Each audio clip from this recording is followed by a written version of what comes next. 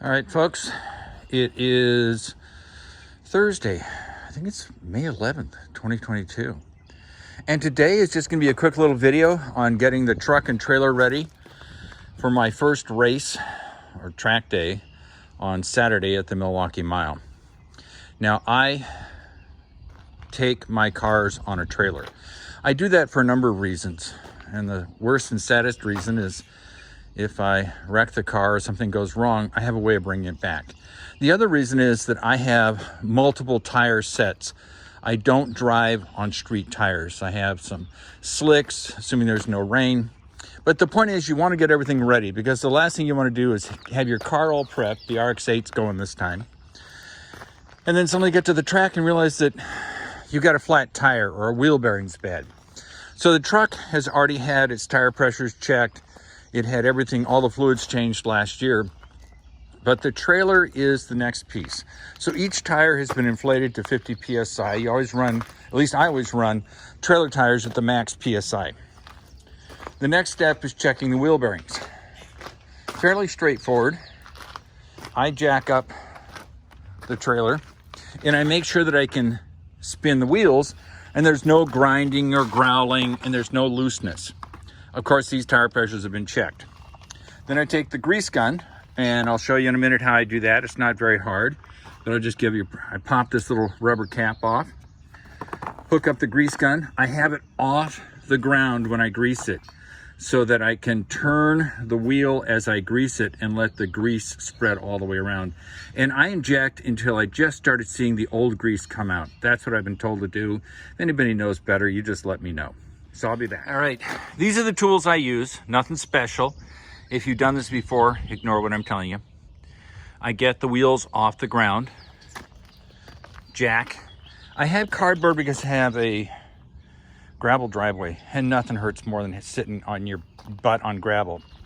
Then I have my work gloves, my rubber gloves, screwdriver, and the grease gun. So I get it up, elevated, and get the gloves on because I don't like grease. So do the thing, get the gloves on, and then I just come on up and I pop. Well, first I do the, I need to go up a little bit, and then make sure it's stable, the bearing runs smooth, it's good. And now comes the relatively simple part once you get it up. Pop this little rubber cap out. I take a paper towel and routinely clean off the nipple. Gotta love the word nipple, I don't know why.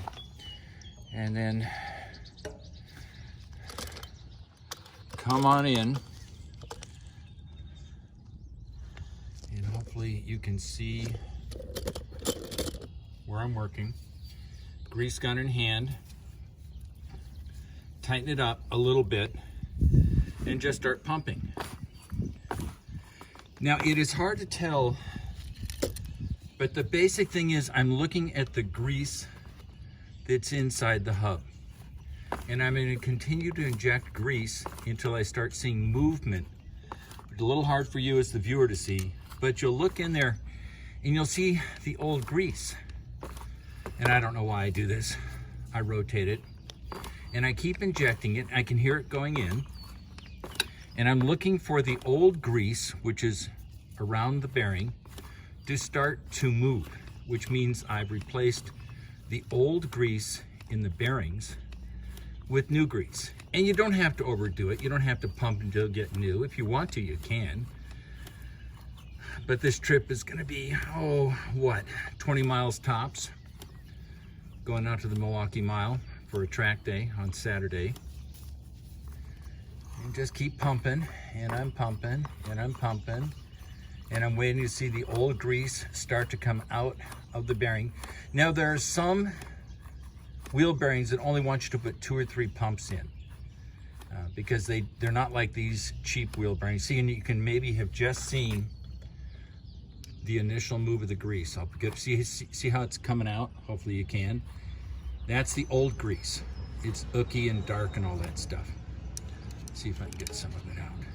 Yeah, it's had a rough life. It's been heated. It's gone some miles. Yeah, it still works.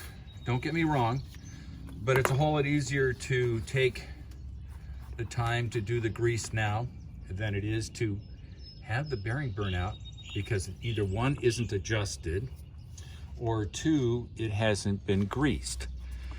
And that's a whole lot more work. And as I always tell people, you know, you have to grease new bearings. So why not grease the old bearings and avoid having to replace the bearings?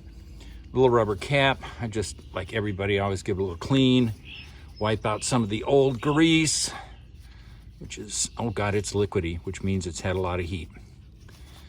Yeah. Now I do this before every trip. You know, carrying a car on a trailer, you have a breakdown and you're gonna say, oh crap.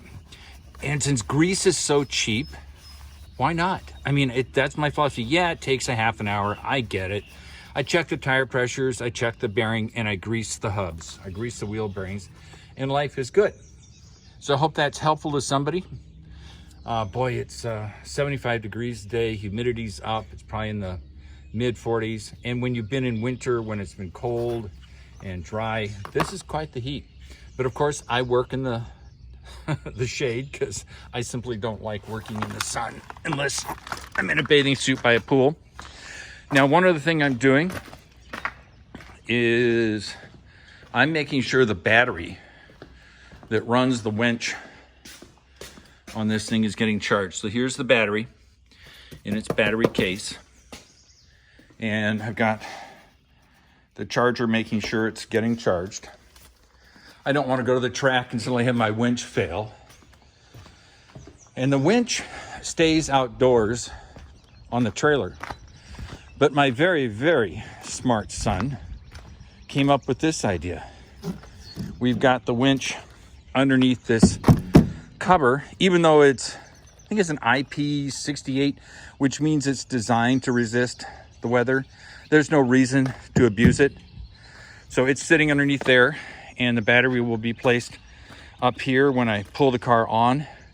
Trying to drive a car, especially with slicks or maybe in the rain, onto a trailer like this, it's a guaranteed way to burn out the clutch, have the car go sideways, hit these fenders, ruin the rims.